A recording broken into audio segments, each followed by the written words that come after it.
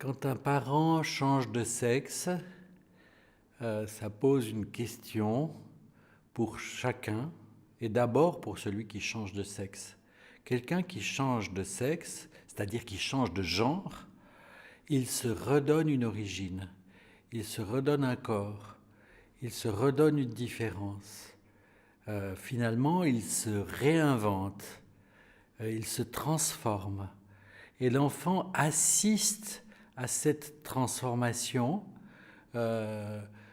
comme une recherche de l'adulte face à lui par rapport à son identité de genre. Tout ce qui concerne l'enfant est à l'intersection entre la différence des sexes et la différence des générations. Finalement, c'est ça qui compte. On peut changer de genre sans mettre en question la différence des sexes. C'est pas parce qu'on change de genre qu'il n'y a plus de différence des sexes. Au contraire, elle est encore plus présente, puisqu'on pense qu'on est d'une autre identité de genre que celle de l'anatomie, que le sujet a une autre identité de genre que celle que révèle son anatomie. Et au fond, ce décalage, ce décentrement, n'est-ce pas, qu'implique un changement de genre d'un parent peut être surprenant pour l'enfant. Bon, je me souviens d'une petite fille dont le père avait décidé de devenir une femme. Et il a commencé avec des hormones et ensuite des opérations. À l'école, les gens, une école progressiste, ont dit bon, on va peut-être pas seulement voir les mères, on va faire venir les pères à l'école. Et ils ont demandé aux enfants, mais qu'est-ce que fait votre père? Alors un disait il est chauffeur de taxi, l'autre il est médecin, le troisième, je ne sais pas, banquier, enfin voilà, que tous les gens. Et la petite fille a dit mon père, il fait la femme. Et les maîtresses, c'était dans la petite école pour les enfants de 6 ans, quoi. Ils voulaient faire dialoguer la classe avec des pères. La maîtresse était complètement déboussolée quand elle a entendu ça. Là-dessus, elle a demandé à la petite fille de voir la psychologue de l'école.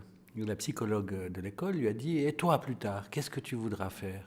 Et la petite fille a répondu « Moi, je veux devenir un homme. » Alors à ce moment-là, il y avait un traumatisme généralisé dans l'école et on m'a demandé de rencontrer cette petite fille qui avait aussi plein de questions autour de cette recherche. Le changement de genre d'un parent implique que l'enfant chercheur est mobilisé. Chaque enfant est un chercheur, chercheur sur la différence des générations, chercheur sur la différence des sexes. Et face à ce changement, face à la perplexité, on ne peut pas nier qu'il implique, le vertige de la différence, un vacillement dans les identifications, mais l'enfant doit remettre en jeu une recherche qui avait été là au début aussi de son trajet dans la vie, parce qu'on tombe dans un monde qui est déjà là. Il y a des hommes, il y a des femmes. Est-ce qu'on a compris ce que ça veut dire que les hommes restent des hommes et que les femmes restent des femmes? C'est peut-être plus simple, mais au fond, s'ils changent, ça fait retrouver à l'enfant un questionnement toujours ouvert. À nous d'être capables de faire face à ce questionnement. Moi, je crois que le problème, il est plus aussi du côté de ceux qui assistent à cela depuis des positions tierces, les enseignants, les éducateurs, pourquoi pas les infirmières, les médecins. C'est-à-dire qu'ils projettent énormément de choses, s'identifiant à l'enfant et mettant leur propre représentation à la place de celle de l'enfant. Toujours dans la clinique, il faut suivre le trajet de l'enfant, il faut suivre comment lui aborde ces choses et pas projeter sur ces éléments des dimensions qui sont les nôtres.